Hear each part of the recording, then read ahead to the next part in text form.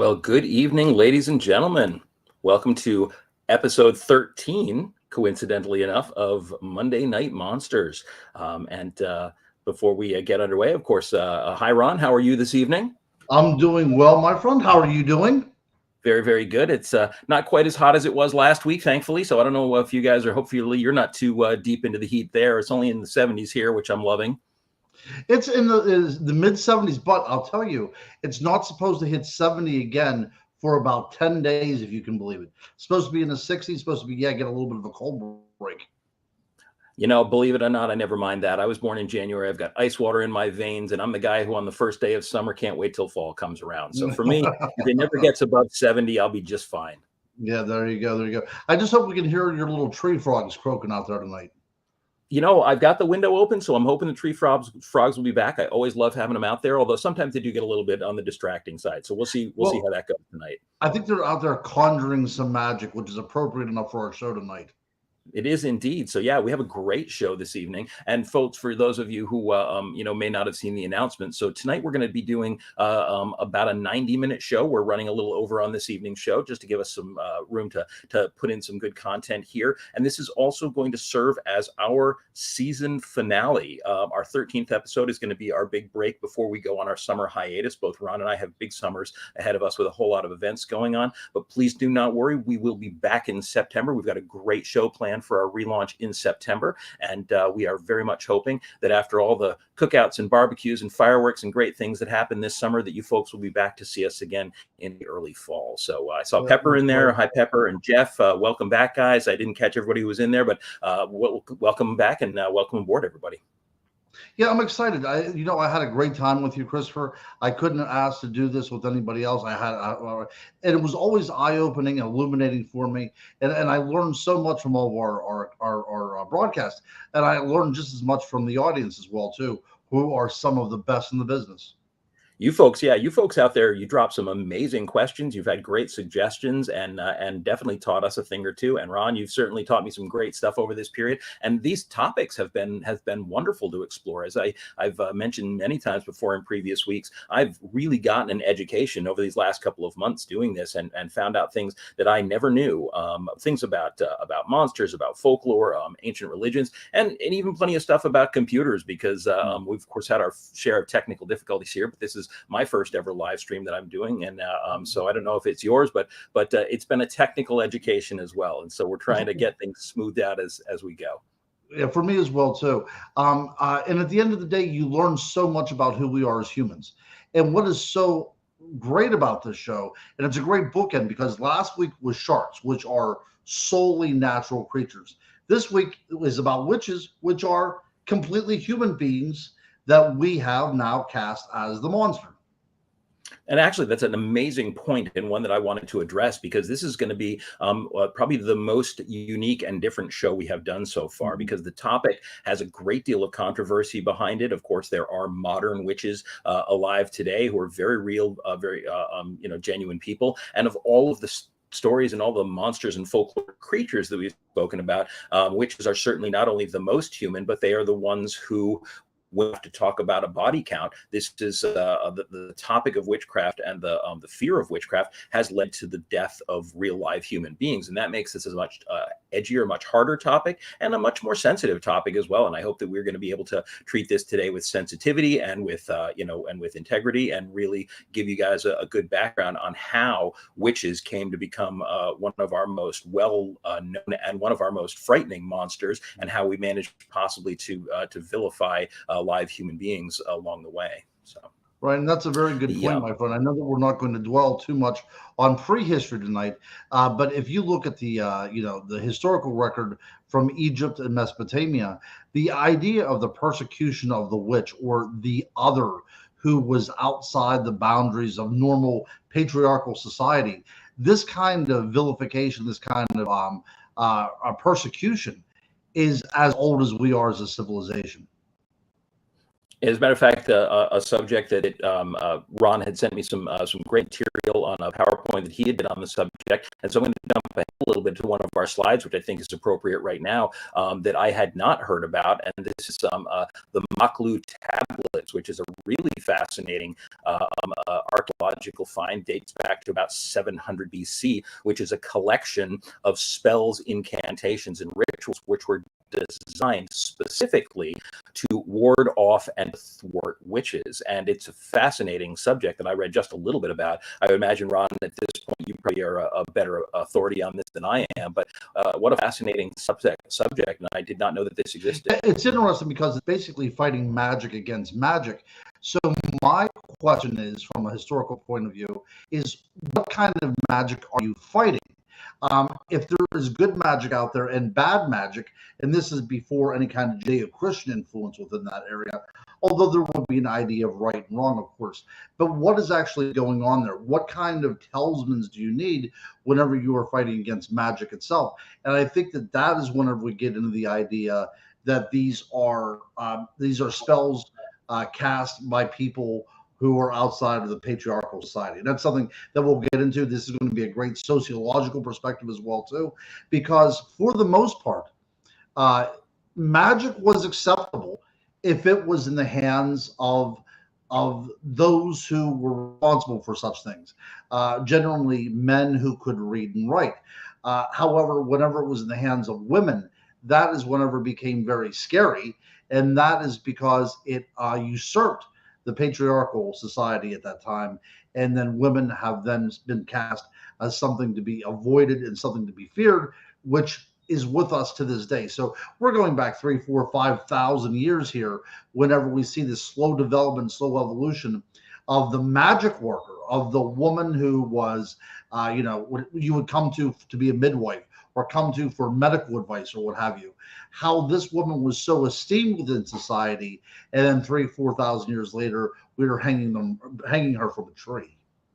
Absolutely. And, it's interesting because it just wasn't always like that. And by the way, I saw John chimed in. Hi, John. Very glad, as always, to have you aboard. And Mary, we've got you in here as well. But yeah, no, you go back a few thousand years before patriarchy, only before civilization really began to crystallize. And you had a very, very different world, a world where magic was a part of everyday life, but a world where magic was very primal. It was very visceral, and it was about the natural world around you, because these people didn't live in cities. They didn't live in places where they shut nature out from their world. These were people who lived hand in hand with nature. And while the nature of humankind is that we've always kind of risen above or tried to separate ourselves out from nature, there was a point in history where we understood that we were a part of that natural cycle. And one of the most interesting factors that's a huge part of early witchcraft is that early witchcraft was about the fusion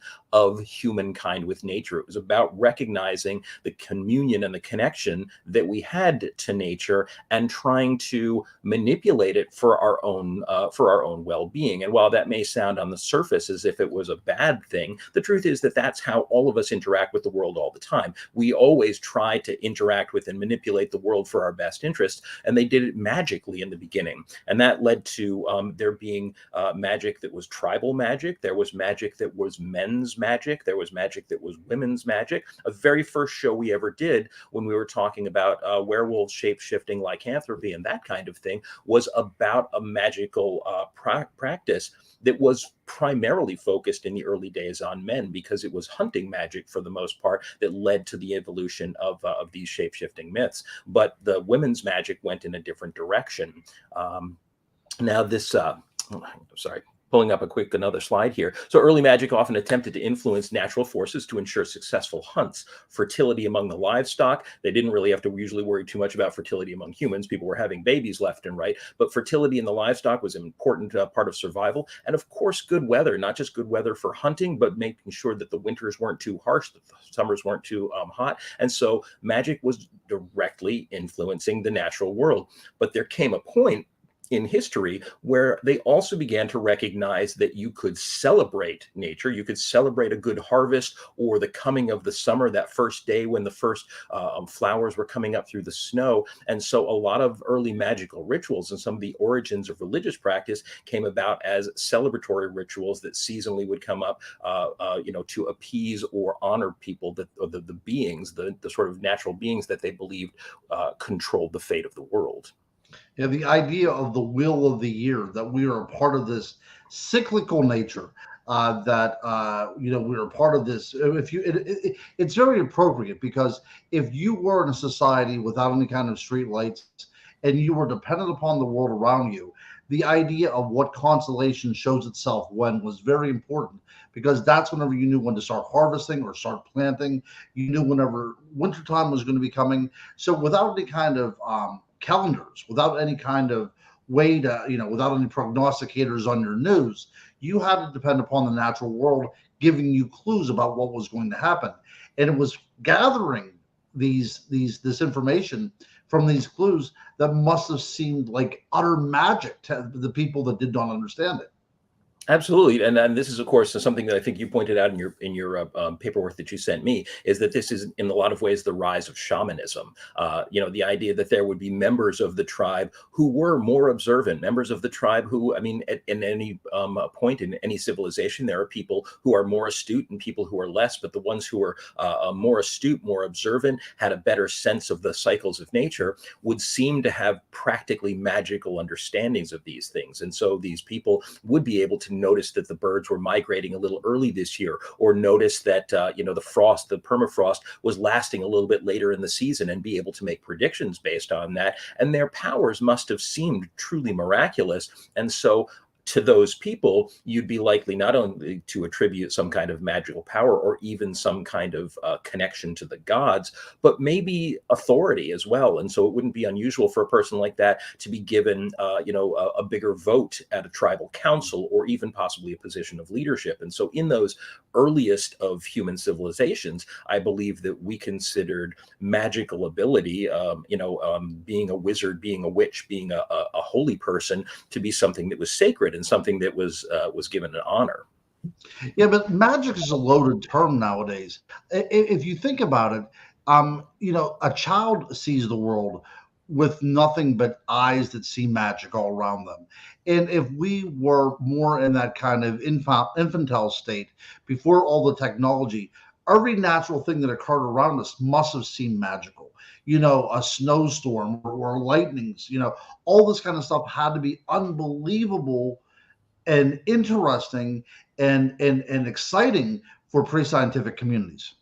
Of course, but at the same time, while everything around them was magical, there would have been individuals within the tribe, within the community, who had the ability to see ahead of what was going to happen. Those people could look at a thunderstorm and be wowed and believe that gods were battling in the sky, but it would be the shaman or the holy person in the tribe who would be able to say that morning when they looked on the horizon, we'll have a thunderstorm before evening, and that must have seemed much more magical. And again, a power that only a few people had, and that I think would have made them very special. Right. And there, by the way, and this is something I think we addressed quite a few episodes ago, it may have even been in the lycanthropy episode, is that magic, which became something that certain people could perform, was once part of everyone's life. I mean, there's always been times when everyone had their little charms, everyone had the little rituals that they performed. And to be honest, we all still do it today. If you ever knock on wood or throw salt over your shoulder, these are the little common magics that everyone had. But magic has always, especially natural magic, fallen into two pretty distinct categories. And these are things that became a big part of what would eventually become witchcraft. So you have the principle of magic, which is referred to as sympathetic magic.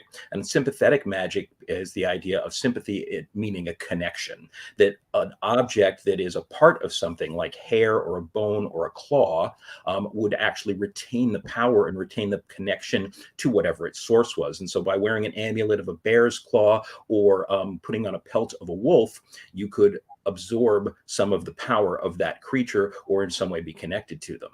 the other school of magic, and they're not mutually exclusive. Of course, they were often used in concert with one another, but the other would be imitative magic, where you actually act out the behavior or act out the result. And so one thing that was frequently done back then when people were creating cave paintings and effigies of animals is they would take spears and they would kill the effigy of the animal in attempt to ensure that that's the way that things unfolded. So if you killed the effigy of the bear, you felt that you were basically communicating to the universe, to the spirits, and to the great unknown, that when you went out, that was the event that you wanted to occur, and hopefully it would unfold that way. And these two schools of magic still exist to this day in both primitive communities that still have magical systems, and in a lot of the ways that even we in the modern world behave. I mean, we do so many things in order to encourage the universe to act in our favor, whether it's the little sayings that we have, whether it's, blowing on dice before you roll them on the table. We still actually perform so many of these things today. Yeah, there are 50-year-old men out there that buy $200 football jerseys to wear for their favorite team, that kind of stuff. Right. Absolutely. Yeah, there's no chance you're ever going to play on the team, but you'll have to use that imitative magic because you'll wear that jersey, so you can imbue them with that kind of outcome that you're looking for. Exactly. And the team that has the most spirit believes that their team will be the one that wins. And so it is funny. I think I often wonder if people realize in the sort of workaday world just how magical and superstitious we still are to this day, practicing these sort of very, very old, very ancient forms of magic instinctively without even being instructed to do so. Right. And one of our programs too, and I think that we did get to it, but I think it was at the tail end and we had to kind of cut it off, about all of our baseball and football and all of our sports teams are named after animals, right? Or some sort of horse. Yeah. And our cars and, so many things that we name after, the Jaguars and the Tigers and the Vikings and the Raiders and all these different things. Even when they're not an animal, they're usually named after some powerful warrior or some powerful thing in order, again, to imbue them with that ability. Blowing out birthday candles, Pepper, that is a great example as well. These are things that they seem silly on the surface, they seem meaningless, and yet we imbue them with so much power. And that's, I think, what gives them power is just the fact that we're basically casting that energy out into the universe and hoping that it creates the outcome. And in some ways, who's to say it doesn't? Because when we are positively focused on things become much more likely to happen. And I think that although that's that's more pop psychology than real magic, I sometimes wonder if there's a difference. Sure. And Pepper also said the great saying, "Red sky in the morning, sailors take warning." We all know that nowadays, but could you imagine 7,000 years ago, whenever the shaman gets up and kind of, straightens his back from the first thing waking up on the forest floor and says it's going to be a nice day or it's going to storm, and he already has that thought about what's going to happen, and it comes true. That has to be magical. It absolutely does. Now, I think it's interesting that there had to be some point, some transitional point in human history. And again, we don't want to stay for the entire day on prehistory, but we're still kind of lurking in that neighborhood, that we began to look around ourselves and believe that somewhere in the, we in these tribal communities, we lived with our mothers and our fathers, our grandmothers and our grandfathers, and often respected our ancestors as well. There were many tribes that kept the bones or the dust of their ancestors, in special jars and honored them as well. And so there was a sense of that ancestral connection. But we must have wondered at some point where it all began, which was the first mother and which was the first father, the one that gave birth to everyone. And this was probably the very first perception or conception that we had of what would ultimately become the earliest human gods. And the earliest human gods were basically these primal ideas. They were concepts, the earth mother and the earth father. And this is also indicative of the fact that, as I think I mentioned earlier, that men's magic and women's magic began by the acts of how they lived every day to take different paths. Now, we live in an interesting time in history where gender roles are really being challenged. And that's because today we aren't confined to these gender roles. People switch roles and switch, the way they operate their lives all the time. And so gender roles don't have to control us anymore. But there was a period when it wasn't easy to step outside a gender role because a mother who was carrying a child could not realistically be out there hunting, couldn't realistically be out there foraging for food. For safety's sake and for the good of her potential unborn child, she'd likely be staying closer to, closer to the tribe, closer to the homestead. That allowed the men to go out and do the hunting. And this is a way that these gender roles would begin to divide. And we imbued our gods with that basic identity. So this Earth Mother was a nurturing mother. She was almost always frequently pictured as a pregnant or a fertile woman. The male god, and the female god was almost always plant-based.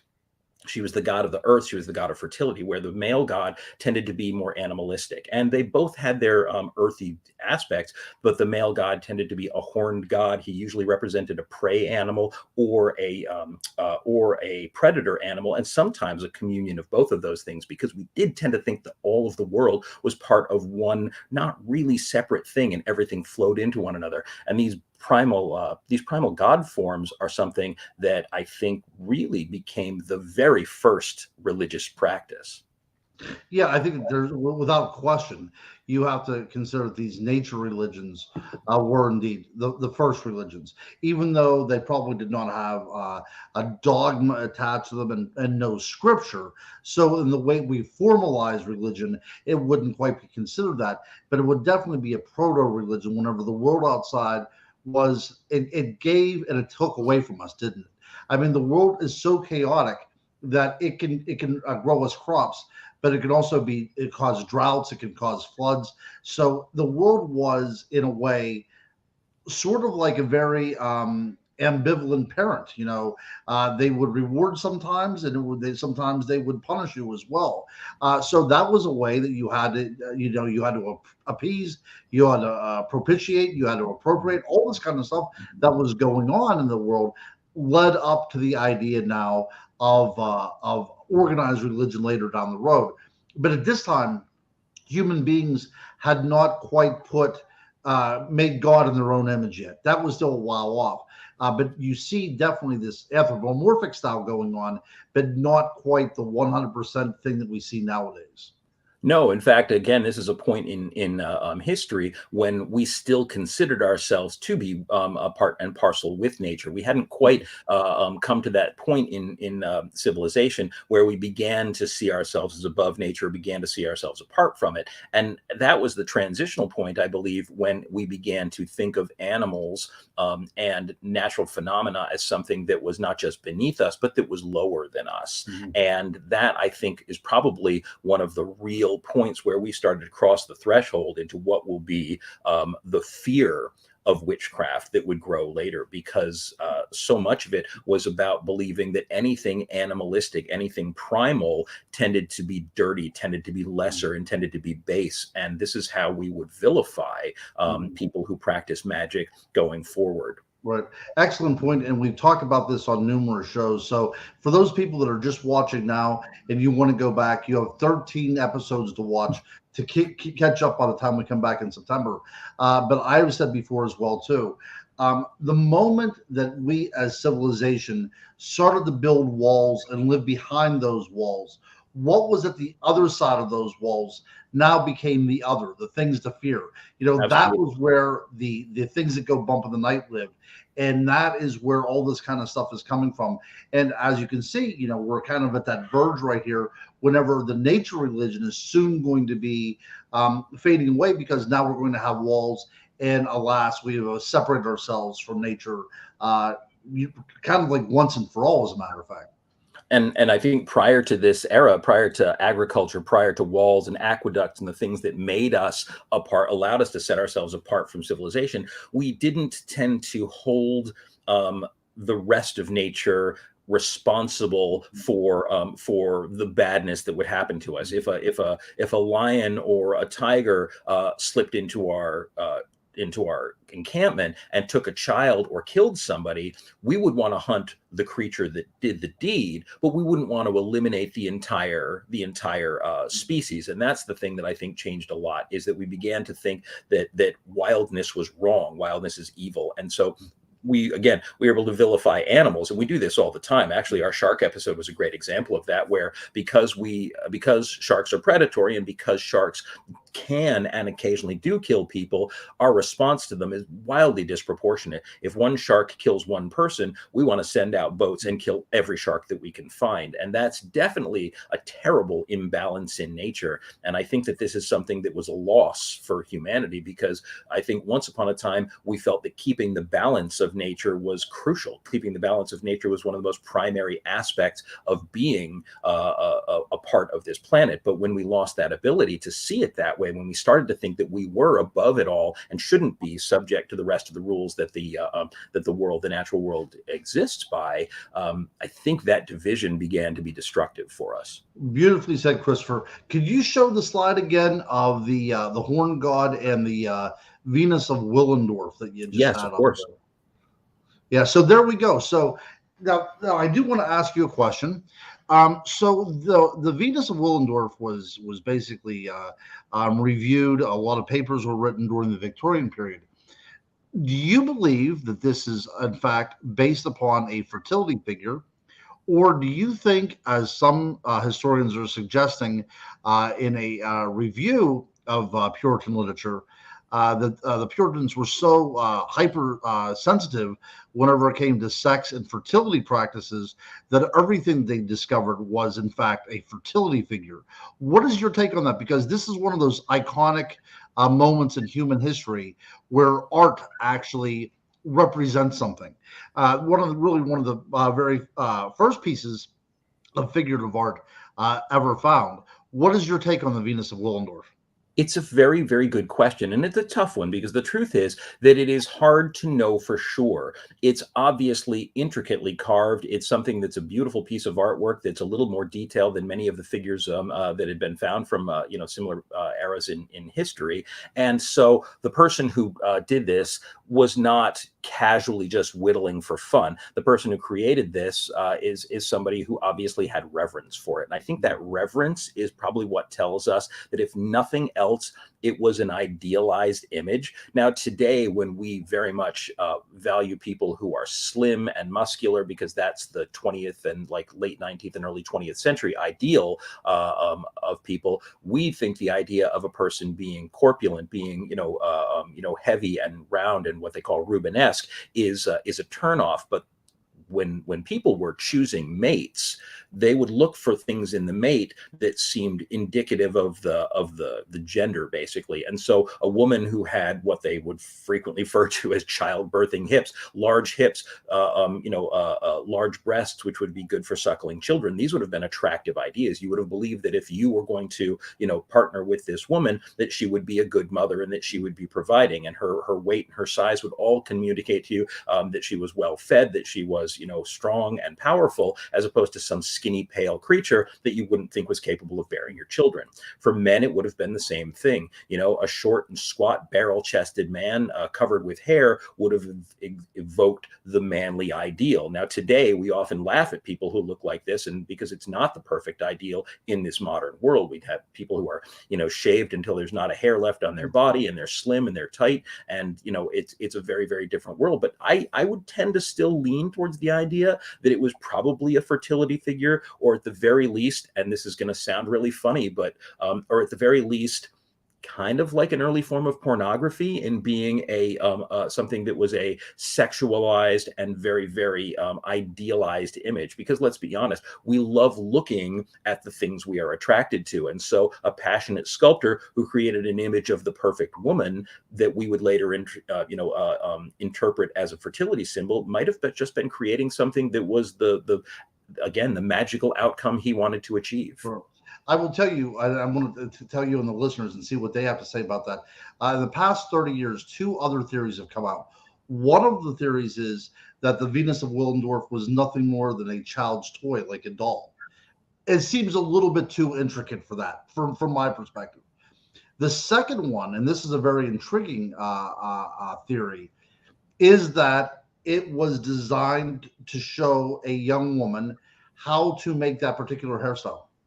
Oh, interesting. True story. Because there's no face on it. It's just the hair. I don't know. I mean, I think that's a fascinating theory. It seems as though an anatomically correct, and such an intricate doll would be, if it was nothing more than a way to show that unique hairstyle, it would seem like overkill, especially, for an era in prehistory when leisure time was hardly something that people had a lot of. Yeah. So I have to say that I do find that one a little questionable. The idea that it's a doll is less of a stretch, although still, I don't know. I'm going to still lean in the direction because of its look that it would be probably either fertility or some kind of just an idealization. And to the listener who just chimed in, that of course some men and some women still very much appreciate larger men and plumper people. You're 100% right, and I don't mean to overgeneralize that all the population doesn't find certain people attractive, but rather that the ideal that is projected largely in the media, when you watch television shows, when you see magazines and television, we as a media and as a sort of a global whole project a certain image of what would be the ideal attractive person. And that has changed all throughout history. There was no just two versions of it. It wasn't just plump people and thin people. There have been so many different versions of what constitutes attractiveness. And you can find some fascinating articles that trace that throughout history. And you can certainly see it in classical art as well. And I think that every single person and every single body type, has the potential to be attractive. And mostly, I think the attractiveness comes from the way the person presents themselves, not from their body type. That would be a personal take on my part. Absolutely. Can we go back one more time to the cauldron of the Ceronius figure right there? Yes, of course. All right, so yeah, I think this is such an interesting figure, and we kind of glossed over it. But I think that we should kind of point out a few things on there. Again, we have the horned god, and I think, if I'm not mistaken, and I don't think that I am, I think that our word "horny" actually comes from the idea of the horned god. Do you know much about that, Christopher? I have heard that theory, and Yeah. I don't know if it's 100% correct or not. I think sometimes these theories are very easy to accept because they sound very good on the surface. But when you realize that at the time that a creature like the horned god was a part of folklore, that the word would not have been horn; it would have been in Right. a different language. So I don't really know. I can't directly speak to that. I do think it sounds like a little bit of a modern, sort of a modern, explanation for that. It probably deserves at least a little bit more a more in-depth analysis. Right. I do Yeah. love the fact that this character who is from, I think, the original version of this figure comes from an ancient cauldron that was discovered in was it Ireland or Scotland, called the Gundestrop cauldron, if I remember Right. correctly, Right. that had all sorts of other figures on it as well. But this was a very, very striking figure of a very human-looking horned man with the ivy wrapped around the antlers and the ivy showing below. He's carrying a torque in one hand, which is the symbol of royalty, and in the other hand, a snake, which has long been considered a symbol of wisdom. And it's clearly a deity figure. It's not meant to be a devil or a demon of any kind, but obviously a figure that is honored. And again, these two are very, very distinctive early interpretations, I would say, of those primal gods. But I think that something that's worth mentioning is that the horned god, because now we are going to kind of make a little bit of a leap forward in history. So getting out of prehistory and into far along in civilization, patriarchy, male dominance became something that was almost universal. It was almost global at this point. And with male domination, the idea of female god forms fell out of favor. But the male god forms often still had animalistic features. You had a lot of the ancient Greek gods, which were all dominated by males. The female gods were all secondary. In almost every world religion, the female gods got either given short shrift or put in a lower tier, or sometimes eliminated altogether. But the animalistic principles of these gods was still something that was very, very common. And of course, in ancient Greek, you had, in Roman times, you had Faunus and Pan, both the horned gods these were fertility and celebratory gods. You had Faunus, who was a god of eroticism. Pan was the god of nature. You had Dionysus, who was another horned and goat-footed god, who was a god of and all of these animalistic gods. But these became the source of, I think, the fear in the later Christian world, and quickly were transformed into devilish figures as Christian culture began to spread throughout the world. I mean, Christian culture realistically only goes back a little over 2,000 years, but all of the religious forms that preceded it, the Judeo-Christian religions that had begun and the sort of monotheistic religions that evolved at that time, were already beginning to vilify or suppress nature as a part of religious tradition. Nature ended up becoming pushed down and becoming part of the base, the thing that you wanted to avoid or rise above. Yeah, goats were always seen as very lascivious creatures, and the idea during, like as you said, the Judeo-Christian religion as it starts getting a foothold, the idea is that we have to suppress our passions. The idea that we are human beings, therefore we have reason. We are no longer part of the natural world, correct? We are set apart from it by the will of God. Therefore, we have to control our natural tendencies to be like animals, to procreate and breed. So, all of these things that have been taught to us since the very first time that we left the savannah of Africa is now being suppressed within us. And in order to do that most effectively, we took some of our most cherished figures and we made them into demons and the devil himself.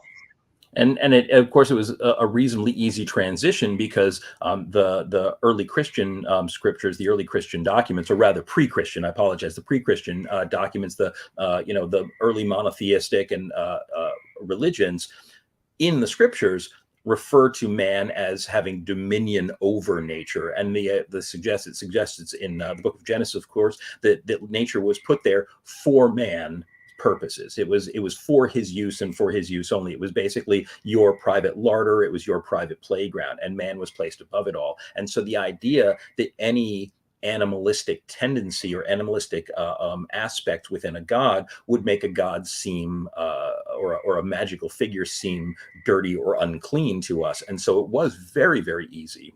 And in the Middle Ages, this was something that became confused and jumbled as things like alchemical images of things like hermaphroditic figures, things that were never meant to be representations of any real belief, like Baphomet, which is this figure was frequently referred to as the devil, frequently referred to as a satanic image, but was none of those things. Baphomet was a character, again, that was meant to be a symbolic representation of principles of spirituality and principles of divinity all mashed up. It's hermaphroditic. It has both male and female features. It has animal features and human features, the wings of what I'm sure many people consider to be an angel. But these amalgam figures were meant to represent symbolic ideas, not meant to represent something that somebody worshipped or something that was supposed to exist in the real world.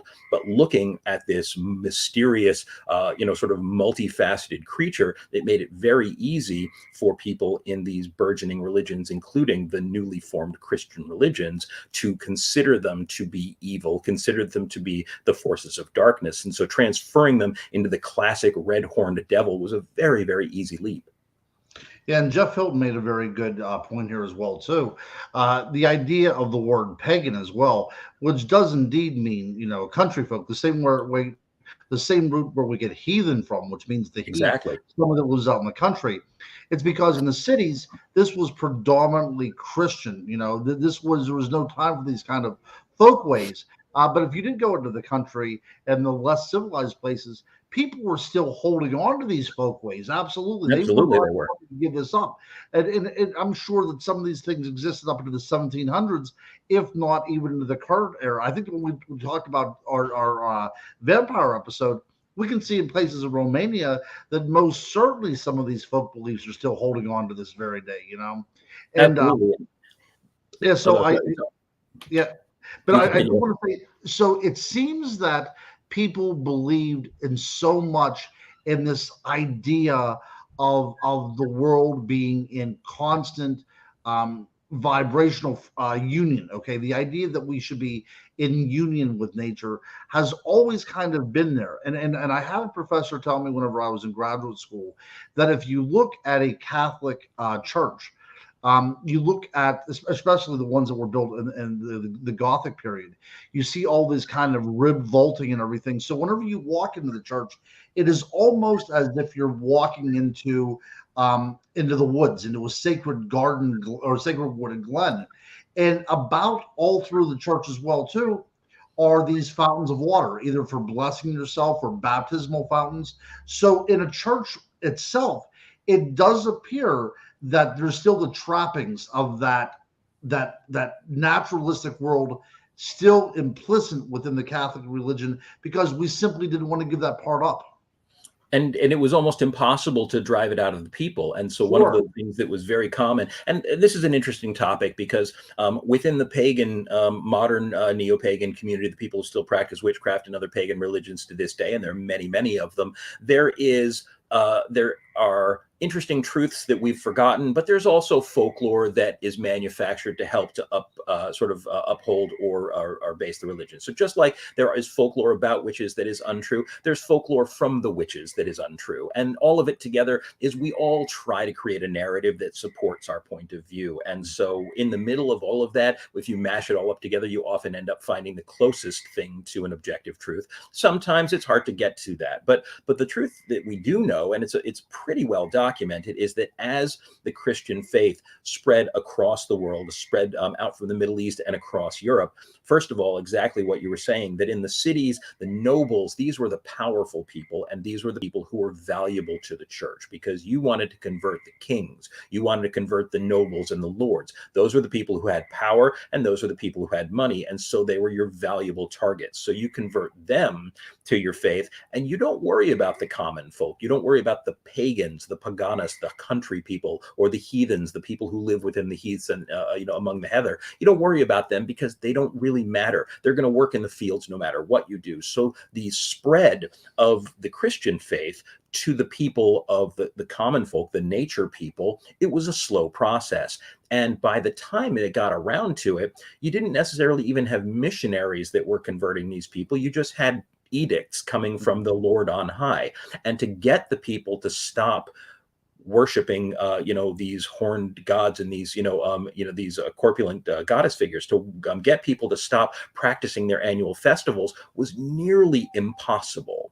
So one of the easiest things to do was to just say, we've got a new tradition that we're going to introduce to your annual May festival, and we're going to put this new figure atop the maypole. Or at your annual Samhain festival, we would now call Halloween, that of course there are a lot of saints that have died, and of course their souls are on the other side. And so in addition to, appeasing the ghosts and goblins that come out, we can worship the return of the saints the next day. So you take their religion and their traditions and you slowly co-opt it, and you create something fresh out of it that slowly rolls them over into your way of thinking. And eventually, if it's a gentle enough process, which it wasn't always gentle, but if it is a gentle enough process, people just roll right into it and they adapt to it.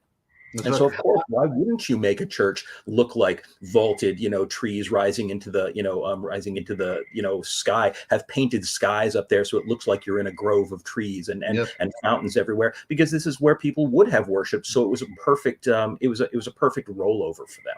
That's right. The whole idea of synchronization, that great term where the powers that be seek to synthesize the other kind of offshoot religions around you, so everybody can live in perpetual peace and unity. That was at least the goal. Of course. So just because you and I have a tendency to just get really onward, I'm jumping into a couple of our slides to kind of we have to. Here. So one of the things, of course, that became fairly commonplace is that when people refused to give up their faith, when people refused to give up their traditions, their rituals, their little magical practices, eventually the religious leaders of the churches, which were beginning to pop up like mushrooms everywhere, eventually eventually they started to have to try to put their foot down. And so slowly but surely, instead of just discouraging the practice, they had to start to make it illegal. And they had to start saying, listen, you're no longer allowed to do these things. You can't just say, we prefer that you don't do them, but now it has to be something that has a penalty. And sometimes those penalties were small. Sometimes, you would be fined for it, or sometimes you could be whipped for idolatry. But eventually, as the need or the fervor for these religions grew and grew and grew, the idea is that the penalties for them would become increasingly intense. And it was certainly true that the church, and I don't want to vilify the church, because the church is a natural extension of the way human culture works. It wasn't something that set out to do dark things, despite the fact that a lot of dark things happened at their behest. But eventually, your biggest tool is going to be fear. And the church did find out pretty soon that if you couldn't get people to obey you by promising them heaven, you could potentially get them to obey you by threatening hell. Hell was something that in some form or another existed in most religions, this dark underworld, this place where cursed or lost souls would go.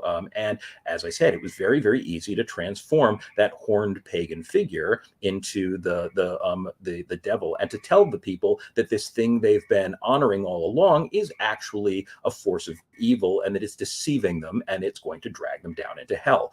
Some people immediately said, well, now that you put it that way, of course I'm going to come to church and worship the right way. Other people resisted, and those people who resisted unfortunately ended up on the receiving end of some pretty severe punishments. And in the Middle Ages, this grew into a terrible, we are definitely jumping ahead here. As I've always said, folks, technically speaking, we're not the swiftest here, but it grew into a persecution that began to grow, and I think really out of control throughout the Middle Ages. And this would be the sort of the dawn of the witch hunts. And this was probably one of the darkest times in human history. There have been plenty of times that we've committed acts of genocide as human beings here, but the witch hunts lasted for literally 300 good years, or a good 300 years, I should say, not particularly good years, but a good 300 years, from the mid 1400s into the mid 1700s. And eventually, I believe, millions of people would come to a sticky end under the hands of witch hunters, heresy hunters, the Spanish Inquisition, and many others. Yeah, I remember whenever I was in college, they were trying to pull those numbers back a little bit. People were saying about 100,000, but I had a professor that told me that they said that as much as we try to we try to reinterpret history so it doesn't seem as if we were so quick to punish those kind of people. But he said, make no mistake of it, at least 1 million people died in continental Europe due to the witch hunts. At least 1 million. And the thing about it is that the campaign, the propaganda, the propaganda campaign against paganism and against heresy was pretty successful, because you needed just to slowly but surely convince people that anyone that was still holding out. Oh my goodness, big motorcycle going by. Your frogs on motorcycles. That these people weren't just simply your odd neighbors still practicing the old ways, but that they were a real danger to you. And so this campaign of fear became a very, very important part of how the persecution of witches would unfold. And one of the ways that they did this is by convincing people that witches communed with the dead, and that they would summon dark spirits. These dark spirits would return to prey upon you, and that the misfortune you may have suffered last season when your crops failed, or when your baby was born, stillborn, was actually caused by the malefication of these witches. And so being able to convince people that witches had power over the dead and the powers of life and death and could cause calamity and harm was an easy way to turn neighbor against neighbor and create this abiding fear of witchcraft, which in many ways still persists to this very day. Mm-hmm. Now, when we talk about necromancy, this communication with the dead, you do have a slide here, I hope, on the famous biblical version of that, correct? I don't believe I have a specific biblical slide. I do talk a little bit about King James, but Yes. not. Well, So, yes. Well, if we can remember the famous Witch of Endor of that was course, yes. able to communicate. So this is a time in the Hebrew Bible in the Old Testament, whenever we actually see somebody to go into beyond the community at large to seek out a woman that was able to communicate with the dead. And in order for it was she communicated with I'm trying to get the name straight. She communicated with Solomon for Saul. Is that correct? I believe so, but again, this is an area that I don't claim to be an absolute expert on. Yeah. Well, let us just put it this way: that the Leviticus and Deuteronomy, they're all completely against the idea of seeking witches out for help of any kind, because witches at this time were predominantly women. But we do see a king of the Hebrews. Going out into the wild, into seeking out a woman, the famous witch of Endor, that was able to communicate with the dead for the purposes of knowing the outcome of a battle. So we do see Yes, that. and so Ken Even had though, just thrown that up on there that it was Saul, some of the Witch of Endor on behalf of Prophet Samuel, or to Samuel, there you communicate with go. the dead Yeah, prophet Samuel to help him defeat the Philistine army. Which again, right. thank you, Ken. You're again, you're our man in the chair back there, and we He love is the having. man in the chair. That's right.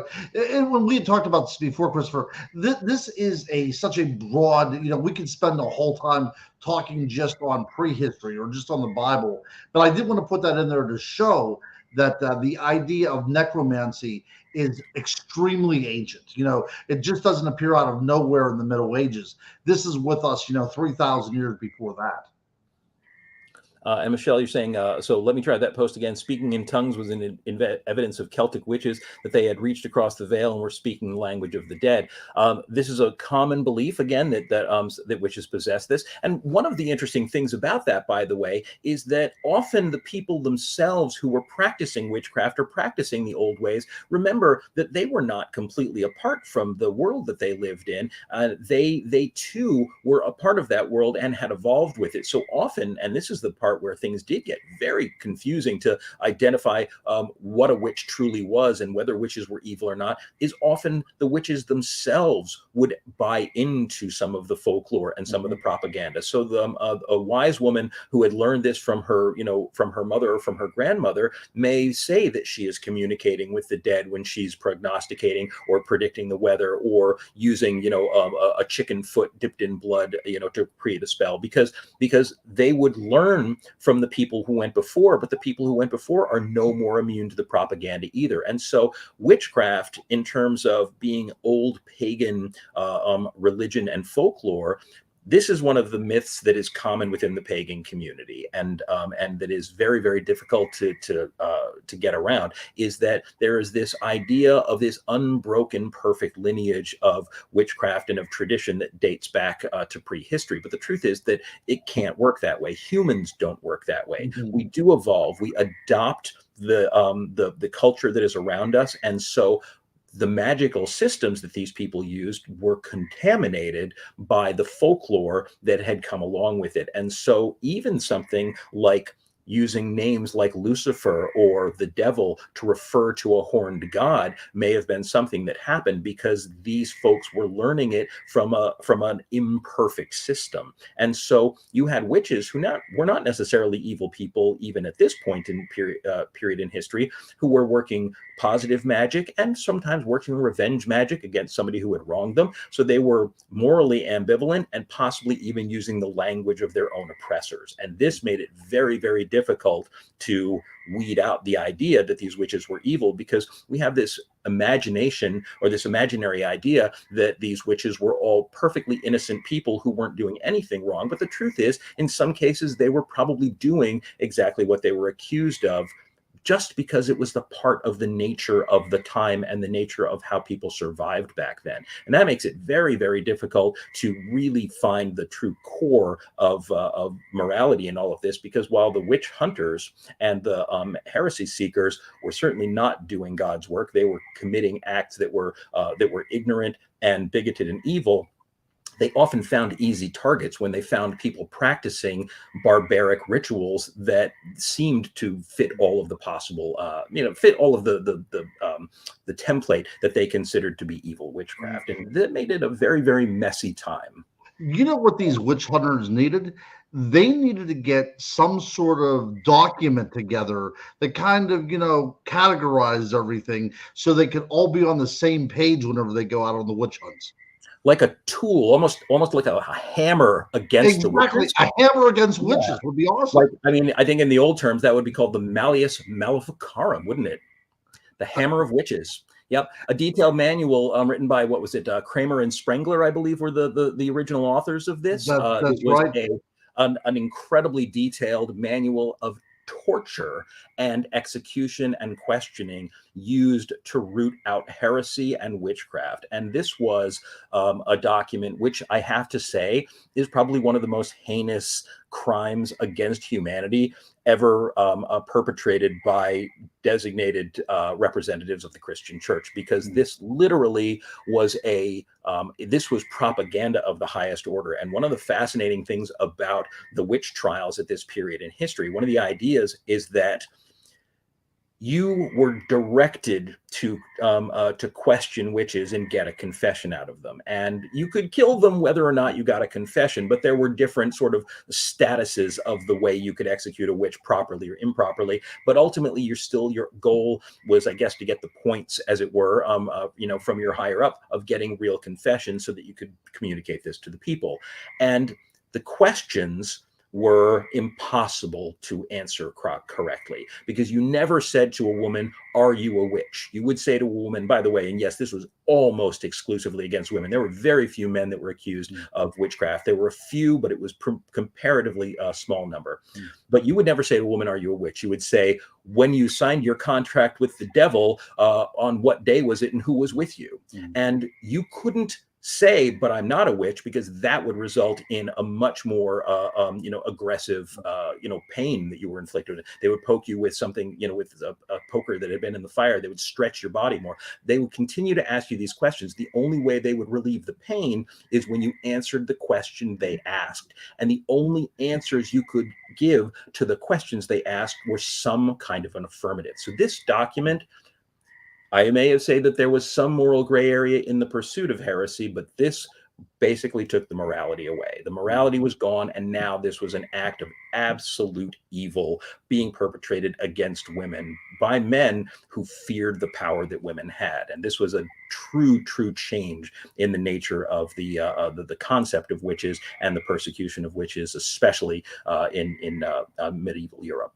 Yeah, absolutely. And then we showed another clip right before this with King James. And of course, that would lead the idea how much this inspired King James as well too is really incredible, because we think of King James and his Bible, but we also don't think of him as this paranormal investigator / witch hunter either.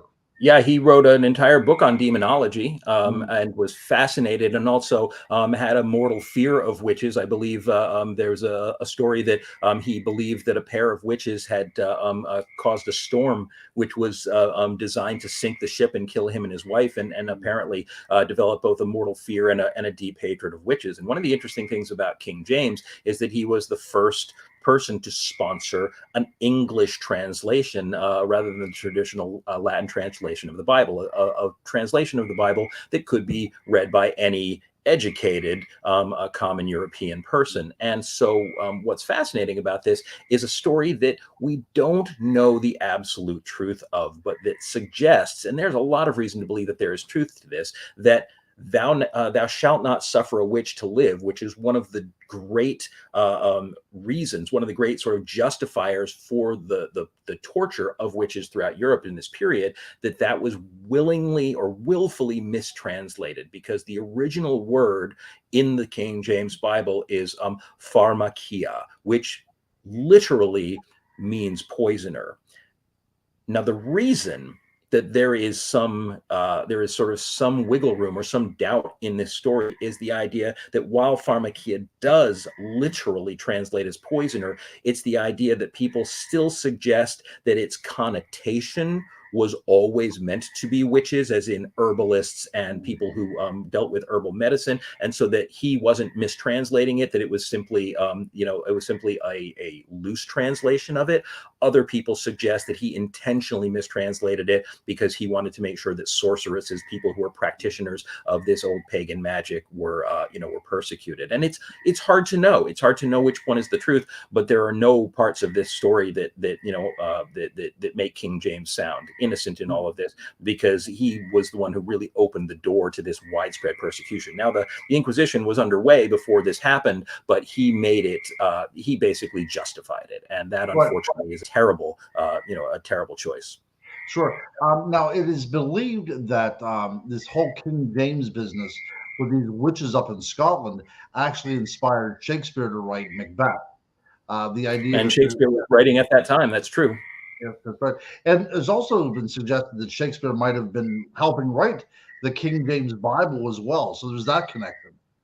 Oh, that's interesting to think about. I mean, now it's interesting because, of course, Shakespeare itself, people have often questioned whether Shakespeare himself even wrote his own plays. There's been a lot of suggestion that even those were ghostwritten and that he was a little bit of a hack. But we're getting into a whole separate topic there that I am not academically prepared to investigate at this stage of the game. Yeah. What we do know is that the fervor for witch hunting after certainly an indeterminate but incredibly large number of people were brutally killed, that there were a lot of people who began to sour on this, and that this widespread killing that began to impact practically everyone, even strange side effects of this. The Black Plague, one of the things that people have frequently said was almost the single-handed cause of the Black Plague spreading as far and wide as it did, is that in addition to the many women that were killed under the suspicion that they were witches, is that because of folklore, people assumed that cats were always the familiar of witches. People didn't trust cats. They didn't believe that they were holy creatures. They were soulless, and that cats being burned or wholesale killed alongside the witches, even burning witches atop a pyre with a basket of cats beneath them, are things that were done. But this elimination of a massive amount of the cat population throughout Europe allowed the rats to explode in population, and it were the rats that were spreading the Black Plague. So the execution of these witches, or the persecution of these witches, may have directly or indirectly created the Black Plague, which wiped out, what was it, a third of the population? A third of Europe. Yep, that's right. There was actually an edict that went out in London that stated that all cats and dogs be killed. So there was nothing to take care of the rats whatsoever. They were running rampant, but the thing is, though, it's a double-edged sword, correct? Because you get rid of these things, but then you show that the witches are still at work because the devil was still, within the plague itself. So right. You're really trading on people's ignorance at that point. Is the fact that they still want a villain to their story. They want a villain to their story, and they're not going to be satisfied without that villain. So you're showing them that you're acting by committing all these atrocities, but you have to keep them under your thumb by keeping keeping them alive, and basically constantly manufacturing these new ways that the witches, whether it's from beyond the grave, which is certainly very common, that the spirits of the witches, or that the devil himself is bringing them back and doing this. So you always got to keep that villain alive and kicking. Now, it was very, very far along in the European witch hunts when here in the States we kind of got on the witch bandwagon. Of course, I think probably everybody here, and there's not many people who are not familiar with the fact that in Salem, the Puritans of Salem, who had very, very extremist religious views, which tended to be far more extreme than the people even in many of the surrounding areas, were driven by a massive hysteria to execute 19 women and one man, or was it 18 women? It was 2 men, James Proctor and Giles Corey. Yes, and Giles Corey, who, of course, the only one of the group that was not hanged, Giles Corey, while all the other witches were hanged, they wanted to get a confession out of him, and they were bound and determined to get it. And so they placed a plank on his chest and piled rocks on top of it, and demanded that he answer their questions of who were members of the coven and all about his various witchy activities. And it's a wonderful story, and I hope that it's true, because it would suggest that the man was a true maverick. Is that every time they asked him the question, the only thing that he would say is add more rocks. And he died that way. And the last words he is alleged to have uttered was a curse on the sheriff, the constable of Salem. And they say, and this is kind of getting right into folklore here, but they say that the curse that Giles Corey placed on the town of Salem has followed the sheriff there ever since, and that practically every sheriff of Salem since the time of the witch trials has died a premature death of either a heart attack or blood disease or some other related condition as a result of the Corey curse. So a little bit of folklore to throw in there. So much of it is from heart disease, and I think that's because they were pressing his chest, they were collapsing his chest. I think that's the reason that's going on there, my friend. But what I find so utterly shocking about Salem, I'm just going to make this real quick point. Unlike places in Europe, whenever the Inquisition was coming into town, these were your own church mates. Do you know what I mean? Like these are your friends, these are your neighbors that are so scared of you, and what they believe is that they're willing to crush you to death. It blows my mind. It blows my mind. One of my very favorite lines ever in a film is actually from, it's not related directly to witchcraft, but from the Tim Burton film Sleepy Hollow. And in that film, the main character played by Johnny Depp says that evil wears many masks, none so insidious as the mask of virtue. And this is a fascinating truth that is followed the witch persecutions all throughout Europe and was certainly on display in Salem in 1692, is that the vindictiveness and the evil of the people of Salem, who quickly turned against their neighbors, would accuse their neighbors of witchcraft if it was going to save their own skin, including children, including in some cases their own husbands and wives, is truly, truly tragic. And the idea that these people who were so deeply, deeply religious at their core were the most vindictive and amoral people. It's a sad thing, and unfortunately, it is something that we see too often in humanity today. I'd love to say that as humans that we were always relying on our better angels, but frequently we are not. Right, and we say this on every show. The most hideous and the most frightening of all the monsters is not the ones that creep around in the shadows. It's the ones that sit next to us in church. Yeah. So in the wake of this era of witch hunting, when it did finally peter out, and here in America, our own witch trials here, which lasted only until the end of the 17th century and really did not carry forward very much into the 18th century. The 18th century was kind of the dawn of reason in many ways, although there are many people who would argue that it was not all that reasonable. At least these superstitions tended to die down. They took a backseat. People even still believed in witches, but there came a point where it was no longer a killing offense. In fact, often witches were just given a period of time in the stocks, or they were whipped or things like that. So the fervor for witch hunting finally did peter out. But our fear of witches never really did. And what fascinates me is that this is the era when the folk tales of witches really took off. And I'm talking about the folk tales that were not about your neighbors, but the folk tales that began to be part of our fiction. And so the fictionalization of witches and the monsterization of witches really, really took off. I think one of my favorite old stories is probably one that I think most people are familiar with, an old Russian folk tale, which is Baba Yaga.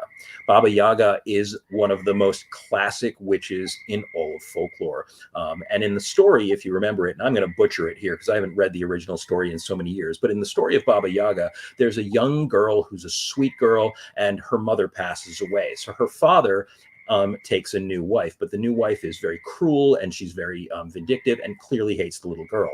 So one day while the father is off gathering wood, the stepmother says, I want you to go through the woods and see my sister, and I want you to bring her a basket of bread and a few other things.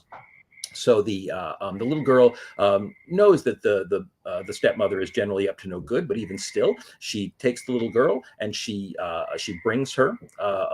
She takes the basket of the bread and she brings them to this old woman who lives in the wood in a hut standing on chicken legs. And as she does, she notices that there's a ratty old cat in the yard, and it talks to her and says, don't go in there, the witch will eat you. And there's a tree that tries to reach out and scratch her as she goes by. And all these different little strange things happen. But the goodness of the little girl is that even when she goes in and she speaks to the old witch, and she knows that the old witch is going to try to eat her and basically says, you're going to stay here, you're going to help me clean my hut, etc., that the little girl treats all of these little creatures, all of these mysterious things. She ties a ribbon on the tree because it's going to make it look beautiful, and so the tree becomes her friend. She gives the cat a piece of fish, and the fish now suddenly becomes her friend. So when Baba Yaga returns, intending to eat the little girl, the cat tells her that if you do this, that you'll be able to avoid her sight. And the tree says, stand behind me, my branches will hide you. And all of the different creatures under Baba Yaga's control protect the little girl until she's able to escape and finally free herself from Baba Yaga. Now, as I know I didn't get every part of the story correct, but it's one of the wonderful old folk tale. I think the first time I read it, I was probably 5 or 6 years old. And, but it's the first time I think that as an entertainment, as stories for children, we began to tell people that witches were out there and that they wanted to eat you. And this became one of the most consistent parts of witchcraft folklore. And I don't exactly know why this is, although I do have my theories, that from this point forward, witches were now the eaters of children.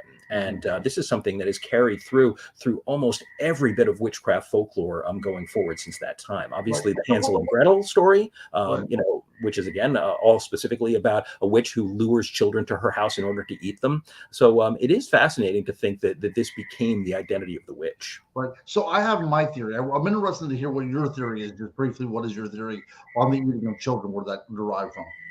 So in my opinion, I've always thought that this may connect to the fact that part of a lot of old pagan belief is the idea, and so this would be kind of a survival of this belief, is the idea that we are reincarnated, that we go on and live from life to life. Now, this is a very, very, maybe it's a cockamamie theory, but I've always thought that because that's still a big part of pagan belief, that wonder if some survival of this idea, the idea that you would constantly reborn and live a new life, might have been part of our unconscious, part of our idea that witches would survive not by being reincarnated in a new form and born in a new life over and over again, but would actually consume the life and become immortal, consuming the life of children. So it's a kind of a cockamamie theory, but I've always wondered if that had some influence on it. Yeah, my theory is that by this time, witches and unfortunately Judaism have become so intertwined as that is true. The other Jews were often said to eat children as well too. We see this in 1398 in Chaucer's Canterbury Tales. In the tale. Keep talking. I'm going to shut the window. I'm afraid that the frogs are a little out of control at this point. That's right. But we continually see this throughout the Middle Ages, where Jews are eating children as part of their Sabbaths, which of course would lend its name to witches' black Sabbaths and things of that nature. So I think that's what's going on. And of course, this all comes to a penultimate blow up in the 1930s and 1940s. So this is something that really was part of the European fascination and part of their culture. And Hitler just simply scaffolded off of that. Yeah, he traded on the old fears. Yep. Mm-hmm. No, and you know what? Your theory makes a great deal of sense, and I think it is a lot more solid than mine. I won't deny that. I think that's a brilliant idea, and it is true because even dating back to the Middle Ages, when these witch persecutions had really, really started to take off, there was always a fear and a distrust of Jews. Always an idea that the Jewish holy books, the Kabbalah, and things like that they held forbidden magic. And so you're right, absolutely, this intertwining. And so I guess in this case, I suppose we'd have to wonder how that. How the Jews eating children maybe came about as well. But even still, the idea certainly being carried forth into the idea of witches makes a great deal of sense.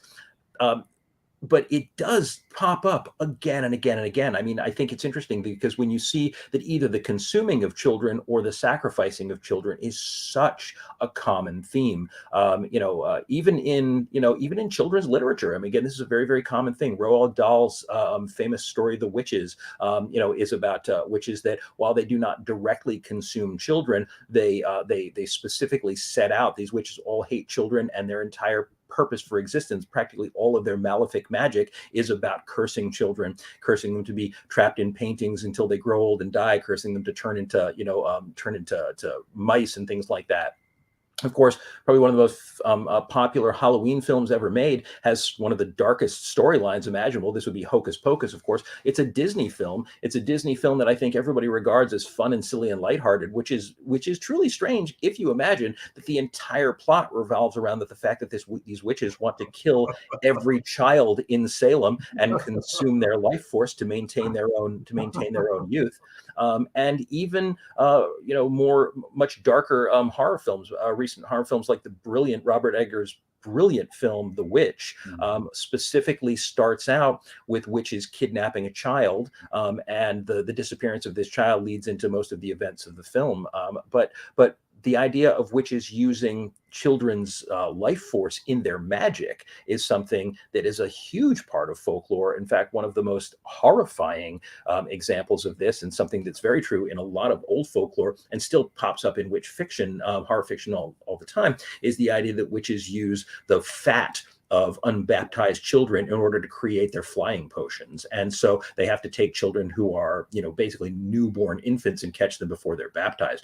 It's horrifying to imagine that the imagination of these allegedly morally upstanding people turn to such grotesque and dark ideas in order to vilify people that in a lot of ways were a fear of people who didn't really exist. Because by this point, the fear of witches was based entirely on imaginary creatures. They weren't your neighbors who were, practicing folk magic anymore. They were mystical creatures who lived in the woods in lost cabins and ate your children for dinner. So, right. But that's something that still sticks with us, right? I mean, it is truly, when we talk about the idea of Carl Jung and the idea of a collective unconscious, witches are indeed archetypes.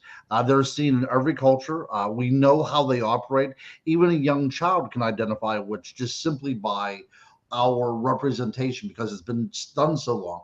The idea of these witches' marks, or the color of their skin, or flying on a broom. But we have to also consider the idea that all of those things that we attribute to a witch, like riding on a broom or a cauldron, is nothing more than the subjugation of women. These are household things, and the idea that women, of course, are vilified and feared, really, I think, is an appropriate way to kind of lead the show at this point, because, as you said, men did indeed perish from these inquisitions and these witch trials, but predominantly it was aimed at women. It really was. And by the way, Ken just came up with a really interesting fact. He had it on screen a second ago, that there in 2018, a couple years back, were 1.5 million practicing witches across the U.S., which means they were a little bit in excess of the 1.4 million Presbyterians, which is, I guess we're going to tick off a few people with that one, but that's just the way that the cauldron crumbles, as it were. No, it is true. And I've actually heard this said many times, and I do find it easy to believe that neo-paganism, that these eco-spiritual practices, of which modern witchcraft is certainly one of them, are one of the fastest growing religious trends in America, and maybe even across the world. And probably the reason for that is because we live in a world where now ecology is such a big part of the way we sort of see our interaction with the world, and because we have so many fears for the way, as a species, humankind is destroying the planet. And as always, folks, we're always going to go a little woke on here. That's just kind of the nature of the game. But so the idea of this ecocentric religion, and much of modern neo-paganism, which is where modern witchcraft rests, is about this eco-spirituality and these ideas of reconnecting with the forces of nature. In fact, I wanted to quickly address the fact that one of the most common things that people talk about when they refer to witches is people frequently refer witches as Satanists. In fact, in the original 2013 version of The Conjuring, and then I think it was just last year in 2021, the early 2021, The Conjuring 3, both featured as their main villains these witches who were specifically referred to as Satanists and were specifically out there trying to sacrifice people to the devil. And it's a shame, I think, in this day and age, that we are still portraying this idea. I mean, I understand there's a difference between folklore and between real life. And I love horror movies. Of course, I love monster movies. I found both of these movies immensely entertaining. But I would think that in a world where we do have a large population of people who practice such a maligned religion, that still communicating the idea that witches and Satanists are one and the same isn't necessarily responsible anymore. And there are other ways to do this kind of thing. And so a little bit, I'd like to say a little bit shame on the Conjuring universe for continuing to perpetuate that idea. They certainly didn't come up with it. They're really just following the trend. But I do think that we could do better than that. I think we can certainly do better than that. It is true that there are real Satanists out there. I think it's interesting to note that, of course, the connection between witches and Satanists is virtually non-existent. Satanists utilize the Christian theological structure to create their religion. But the interesting thing about modern Satanism, and it's something that I think a lot of people do not understand, is that mostly modern Satanists are secularists. They don't believe in a literal devil.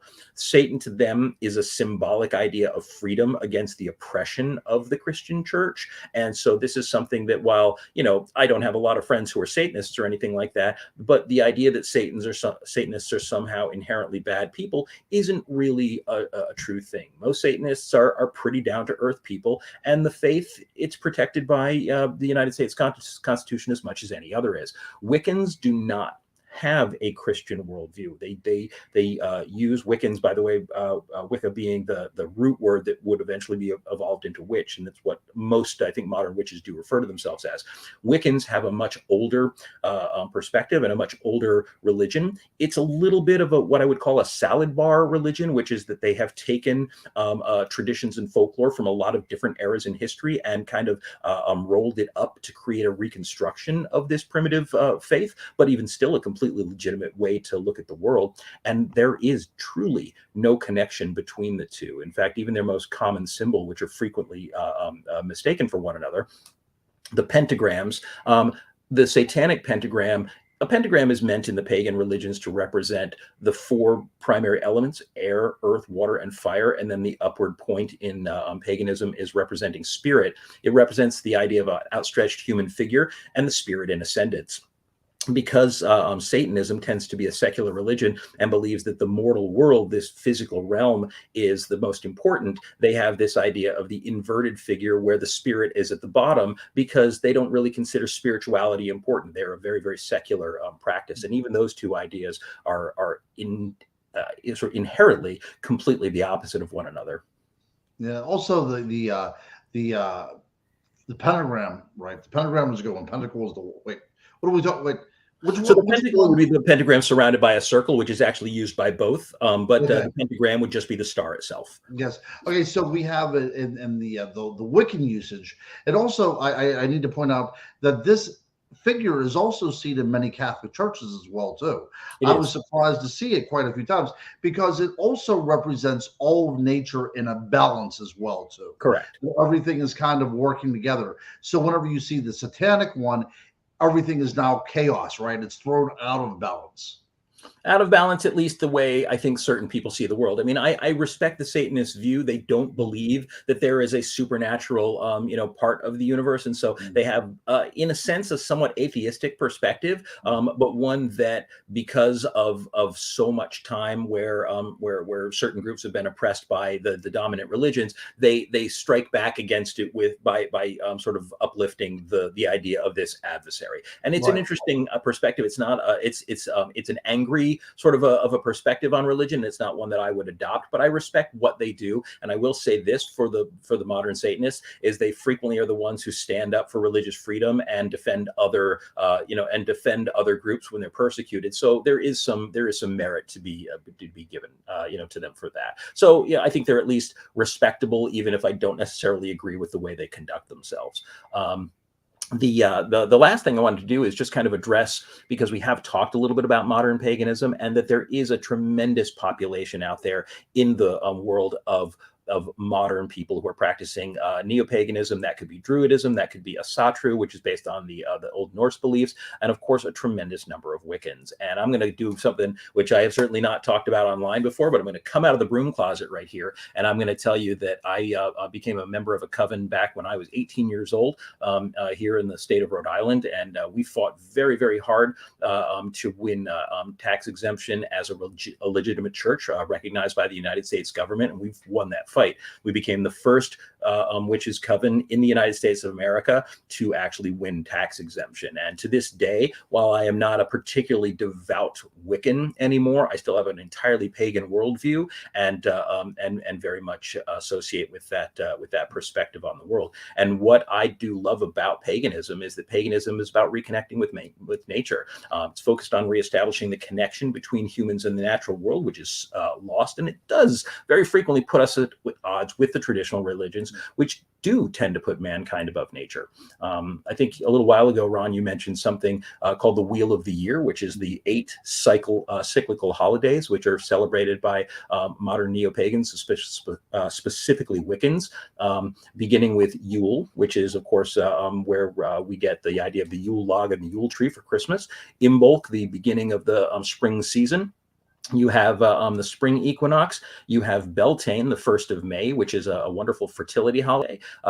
Then you have Mabon, which would be the basically the beginning of the summer season. You have Lunasa, the first harvest. The autumn equinox, and Samhain, which would be Halloween, which in many ways is considered to be the pagan New Year, the beginning and end of life, sort of our celebration of the moment where death transforms you into a new life. So there you go. Yes, I am proudly pagan and now out of the closet with it. Yes. Now, the one point that I do want to make here before we wrap up this incredible show, and it was very enlightening to me, and I'm glad to see that we got such good feedback from the folks that are listening. But I'm a cradle Catholic, practicing Catholic, and if people think that the idea of worshiping a Judeo-Christian God is somehow in conflict with these kind of pagan outlooks, I would suggest anybody read the writings of Saint Francis of Assisi. Yes, agreed. Saw that, yes. So what has happened throughout the years is even our situation of major religions has changed and left the natural world behind because we've evolved out of that. We talked about, so we put up walls, even religions puts up walls, and we no longer tend to see God in nature anymore. But during the Middle Ages, it was believed that God wrote 2 books. One was the Bible and the other one was the Book of Nature. And if we could properly read the natural world, we could come to a closer spiritual walk with God himself. So I think that we are much more akin than we are enemies of any kind. And I think that people need to think about these kind of things before they start casting stones. I actually grew up Catholic myself, and I have to say that one of the things that I have always loved about the Catholic religion is how mystical and magical it is. We used to call it smells and bells because you had the incense and the robes and the chants and the bells and all these different things. And honestly, it was a wonderful transition into pagan witchcraft, where we often do many of the same things. And so for me, that was a great thing. But I did love what I thought of as the return to nature. I mean, I love that so many pagans on their altars will use herbs and flowers and things like that. They tend to be very, very naturalistic. Here you see a stylized version over here of the Willendorf Venus, done by a wonderful gentleman out of Ukiah, California, named Oberon Zell. And modern pagan altars are very naturalistic. They tend to have the flowers and the herbs. Of course, here you see an image of the goddess and the god, and surrounded by candlelight. We love the natural light. We love the candles. Now I'm, of course, deep in the we part of this all. And the other thing that I think is wonderful, and it is really nice to see in a lot of pagan religions, is that it is very common in a lot of modern monotheistic religions, especially spread throughout Catholic, Christianity, is a fear of sensuality and a fear of sexuality. And one thing that is really wonderful about the pagan community is how sex positive they tend to be. It is a much less judgmental perspective, and I do love that very much. And it's something that is always nice to see. And so, yes, with that, folks, I do want to thank you all so much for staying aboard with us for this longer 90-minute season finale of Monday Night Monsters. Ron, thank you again for awesome exchange on all these wonderful concepts and ideas. Hey, and you know what? We were on a show together with Ken a while back, and Ken thought it would be a good idea to match these two up. And even though I've not met you in person, you become a very, very dear friend of mine. And I'm really looking forward to September coming around till we can have Monday Night Monsters back on again. Indeed, so am I. I mean, it's going to be a lovely and very, very busy summer, but I am also looking forward as well. And Ken, yes, it's entirely your fault. You're the one who created this Monday Night Monster. So guys, we do want to thank you so much, but please do not forget, we are not abandoning you. We will be back in September with our exciting show on Dracula, the absolute king of vampires. And I am so excited to open up fall by talking about one of my absolute favorite subjects. So, ladies and gentlemen, without further ado, we are going to peace out for the night. We want to always thank you for joining us. Please don't forget, if you've missed any of our shows, we've got them all up on YouTube on Dead Air Full Spectrum. If you liked this, like and subscribe. You'll be notified in September when we get ready to do our brand new season of Monday Night Monsters, right in time for Halloween season. And without further ado, folks, we will see you in the autumn. See you, folks.